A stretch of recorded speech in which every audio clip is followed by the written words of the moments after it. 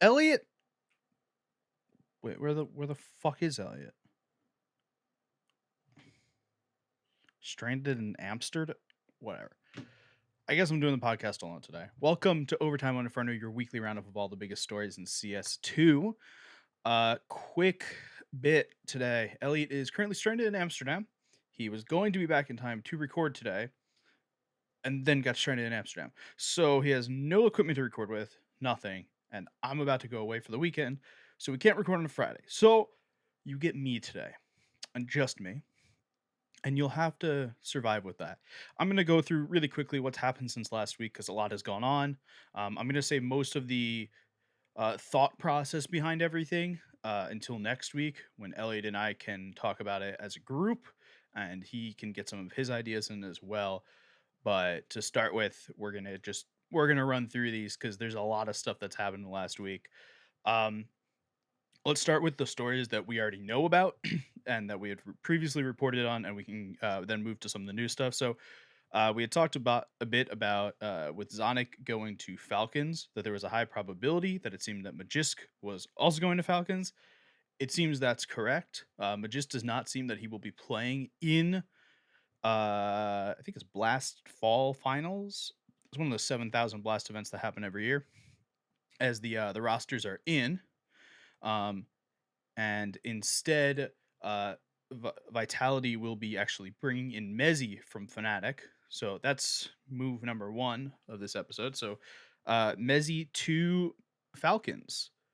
Oh no, Mezzi to Vitality. Magisk to Falcons with Zonic. Um, this seems to be a good move for, well, obviously, Falcons. Zonic is one of the best coaches of all time. Magisk has been there basically the entire way with him and moved with him from Astralis to Vitality to begin with. Won the next major there. Is only like 25. He's still young. He's still got a lot left in him. So it'll be a good start to the rest of the team. Mezzi, on the other hand, also 25. Um, so just kind of one of those players that has been around for a little bit, had played for pretty well on a lot of different teams, and finally seemed to start to get his groove in this Fnatic team once he wasn't IGLing anymore. And so we'll see what Mezzi looks like as what I assume will be the second voice on the Vitality roster for the time being. We don't know if it's a permanent sign, but Vitality did register him for Fall Final, and Fnatic has said that Mezzi has left Fnatic. So could be permanent. I'd lean towards probably, but we don't have a certainty at this point. We talked last week, I think. If we didn't talk last week about this, there's a story of two players, two CIS Awpers, who are no longer playing for their team anymore. Let's start with the bigger one. Simple is taking a break from Counter-Strike. You can kind of see it in the way that he talks about Counter-Strike.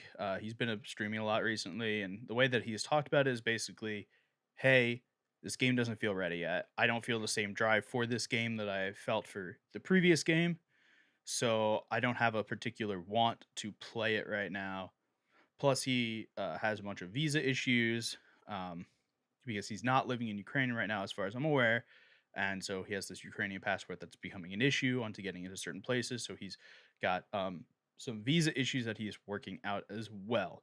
So because of that, it seems that Navi is signing in a temporary Awper for the next bit of time, which does seem to be Wonderful. You may remember Wonderful. He's played for teams such as Team Spirit. And most recently he's been playing for Sprout.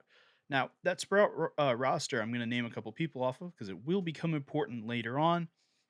That Sprout roster prior to the move, Wonderful, Rawls, Spook, Zyphon, and last player I cannot pronounce the name for, and they don't matter for this particular bit. So with that, Simple is currently on the bench, but it seems that he will probably come back once he feels ready to come back. Overdrive was on HLTV confirmed Monday, Tuesday, someday this last week. And he said something that well, makes a lot of sense, which is that Simple is a little bit hard to work with, that he's obviously one of the best players, but he's definitely a little bit harder to work with, and that Navi, there's a non-zero chance that Navi may just move on from Simple full stop because they want to run the team that they want to run. Hopefully that didn't screw up all the audio. Um so that's the Navi bit. Let's go to I did this. Let's go to the other CIS Awper. So let's talk about Shiro. So Shiro left the active lineup from Cloud9. He chose to leave. It was not a Cloud9 bench. He chose to leave. They put him on the transfer list. There was some conversation about who the replacement was going to be. Um, because there are a good chunk of CIS Awpers, both wonderful being taken by Navi. There's less. So we'll see how they particularly wanted to go through this. They had recently changed their IGL from Hobbit over to from Electronic over to Hobbit to allow Electronic to kind of do what he wants to do. Something to be noted about Shiro and Axile for that matter is basically for their entire career they have played under Nafany. And that there's a strong possibility that they could be more system players, that they really thrive in whatever Nafany's system was, and that with Electronic they don't thrive as much and they weren't playing as well. It seemed that they chose for a little bit to move to Hobbit as an IGL to see if maybe that would be better. It does not seem to be that way at all. So it seems that although an Awper has stepped down from Cloud9, they're not replacing Shiro with another Awp player. Um, unless they're making more moves at the moment, because Cloud9 have signed Boomich. Yes, that Boomich, the one that used to play for Navi. You may remember him. Just for what it's worth, the Cloud9 team is now just the Navi that won the major, but minus Bit, minus Simple, plus Hobbit, plus Axile. It's a weird team. I'm in for it, but it's a weird team. So this brings on a host of other questions, which I think the first one is who's going to op on this team? Now, something I want to state is that the op feels kind of garbage in CS2 right now. It definitely does not feel as important as it did in Global Offensive. So it may be that this team wants to play more like the Team Liquid team did when they were on the Grand Slam run, where they didn't really have an Awper. Nitro was their Awper, and it wasn't like they didn't force the op every possibility. They got like you do when you have a Simple or a Zywoo or a device playing for you. That they really relied on the 5 rifles. So there's a chance that they do that, that this team does that same idea, which is we're going to rely on the fact that we have incredible rifle power with Electronic and Axile, and Perfecto is really good as well, and Hobbit has always been good in a clutch and good in at just whatever situation he's put in, and we're going to fill in on our rifling duties here. It seems that for right now that Boomich and Perfecto are sharing op duties. I do expect them to continue to buy the op. I just don't expect them right now to sign a star Awper. Okay, so we got Simple, we got Shiro, we had Vitality. Next on the list, NIP. They've officially benched Brolin and Hampus, and they brought in Esatag already for supposedly for Hampus, but Brolin has been benched, and the question was who is going to IGL this team, and the answer seems to come in a form that I don't think many people expected, which is Alex. Not the British-French Alex, who once led Vitality to being very good, but Movistar Riders Alex, the Spanish Alex, which I think is a move. There's a lot of questions involved with this. I have a lot of I don't know.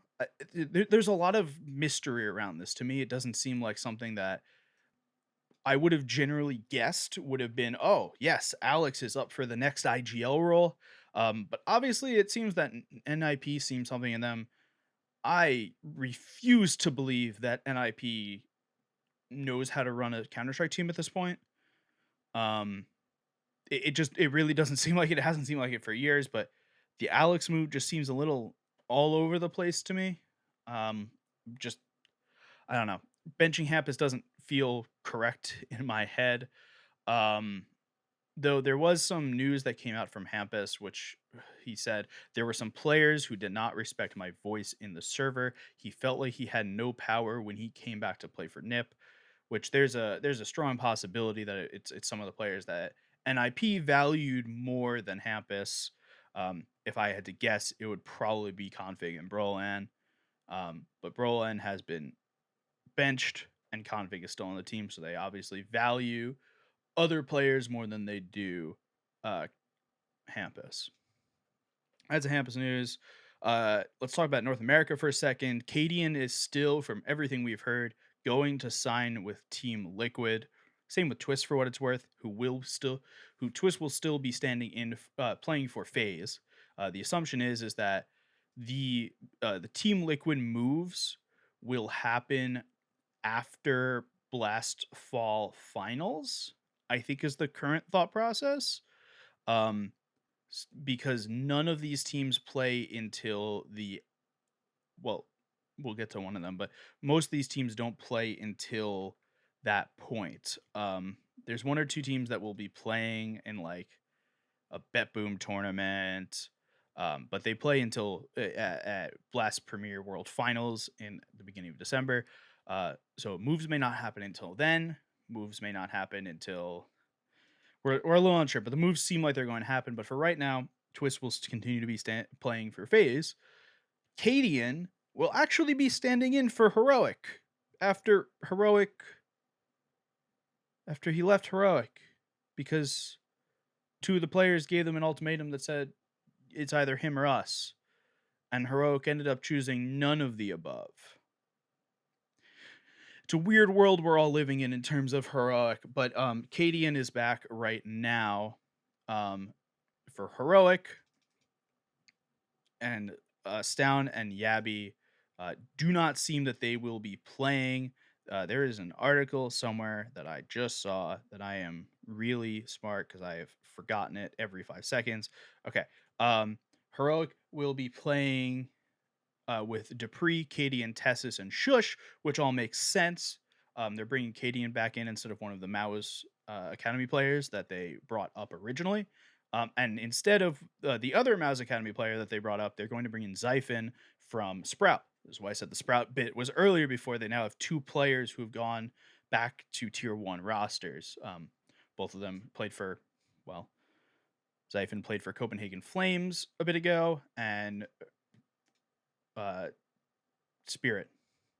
Wonderful played for Spirit. English is doing well today. So with that, Heroic's gonna have a interesting time. I'm curious to see how this works out because it's just kind of all over the place. But seeing Dupree and cadiaN play together seems like fun. The last bit that I think we all have for today, and I'm hoping this is the last one, is Steel, noted Canadian, not Brazilian Steel. This is very bottom of the barrel news, but I felt it was important to bring up here. Who was caught in the iBuyPower scandal will be unbanned from Valve sponsored events in January 26th of 2025. So we still have a year and a couple months, but it does seem that on the 10-year anniversary, he will be able to play again. Some stuff that I have thought about with this, and I've talked with other people about. I don't expect for him to come back and play. It doesn't feel like something that he. At that point, he will be almost 35. He was 33 in July when he returned, so he's going to be like 34, 35, which just generically feels like he's probably not going to be able to compete with everyone.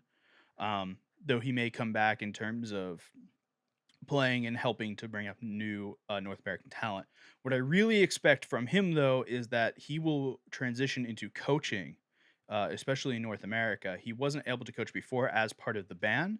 And so I kind of expect that he's going to come back and start to be one of the more important coaching candidates in NA, which may help bring some of these new IGLs and bring some more IGLs into the scene, as North America has been void of any good IGLs for a while. That's going to be it for today. You can make sure to follow us at ReadTLDR, at Logan Ramp, and at AZEsk, but maybe don't follow Elliot because he didn't show up today. By didn't show up, I mean is stranded in Amsterdam. We'll be back again next week, hopefully with 2 of us. And we'll cover all the stories that we covered today, but with a little bit more, I don't know, dickishness, spirit, and stuff. And maybe 2 people talking about it and not just me monologuing. We'll see you all next time.